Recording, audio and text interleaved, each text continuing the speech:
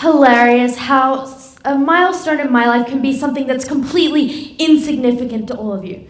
For example, in my life, a milestone for me consisted of me and my dad sitting on the sofa watching a documentary on Animal Planet about gorillas. I don't remember exactly what they said, but I remember it was something along the lines of, gorillas each have their own individual fingerprints, just like humans. 8-year-old me was pretty confused by this, so I asked my dad. We got into a really long conversation about it, and he told me that our exact combination of DNA is completely unique to any other combination of DNA in the entire history of the planet. I thought about this a lot, and it ended up with me coming to terms with a fundamental fact, which all of this has really stemmed from. If we reach our full potential, then we'll be able to achieve something completely unthought of by everyone around us.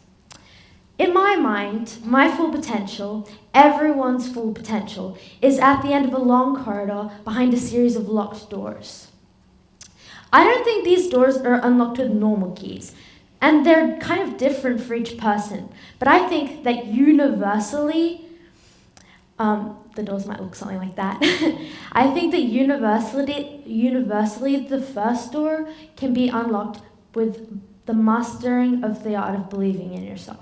So today I'm going to try and teach you how exactly to do that. The first thing you really need to know about believing in yourself is that it's not something that happens just like that. It's something you have to work hard for, and you have to work hard to maintain it as well. But trust me, it's worth it. The first step to believing in yourself is separating yourself from other people's opinions. And that's actually the hardest. Sometimes in life when you're trying to go on the path that you want to go on, the path that you're meant to follow, it gets really difficult because people will be pressuring you to go different ways, which is why you have to separate yourself from opinions like these ones. To me, this picture right here sometimes shows how we can get attached to other people's opinions. They stick to us and we can't separate ourselves from them really easily, and they end up affecting our decisions even when we don't want them to.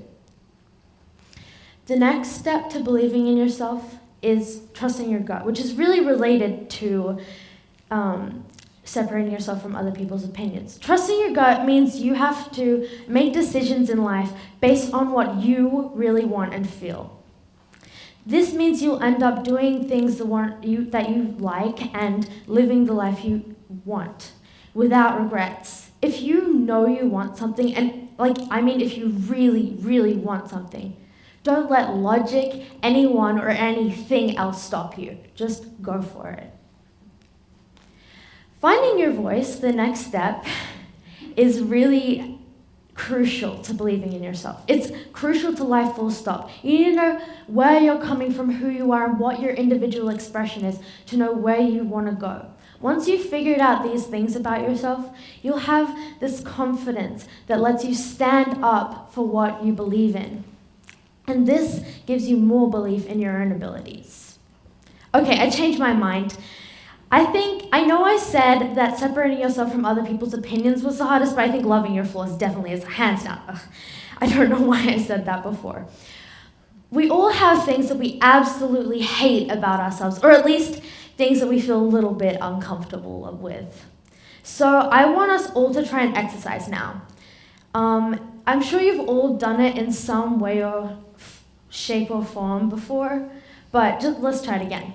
So I want you to think of one insecurity that you have. Take it out of your mind in front of you. My insecurity would be that I'm really clumsy, which means I end up falling over all the time and just embarrassing myself. Have you got yours?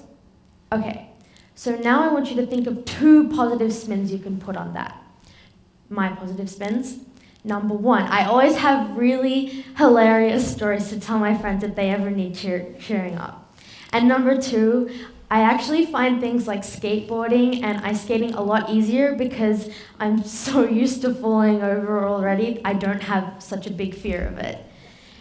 And of course, once you love your flaws, you get this confidence, this invincibility, and you will have even more belief in yourself than you started off with. Something that sets me back most in life, and I think something that kind of sets all of us back most in life, is my fear of failing. And I think to really believe in yourself, you need to get over this fear of failing. You need to accept that you're going to fail, because we all will at some point. It's completely unavoidable. This in no way means that we won't get up and go on to do something amazing. All you have to do is get up, dust yourself off, and keep charging after what you want to do. Also, you've got to get ready for the next crazy thing life is going to send at you. So the final step, setting goals. It's pretty hard to think of the goals you want to set, but all you have to do is set a really big, crazy thing. And it can be anything, and it really depends on who you are and what you want to do. And then after you've got your big goal, you have to set tiny little goals that will help you get to your big goal. And this way, when you look at it, it's not such an overwhelming thing. At the same time as all of this, you guys have to remember it's fine to change your goals, because we never know what we're going to come across tomorrow. Thank you.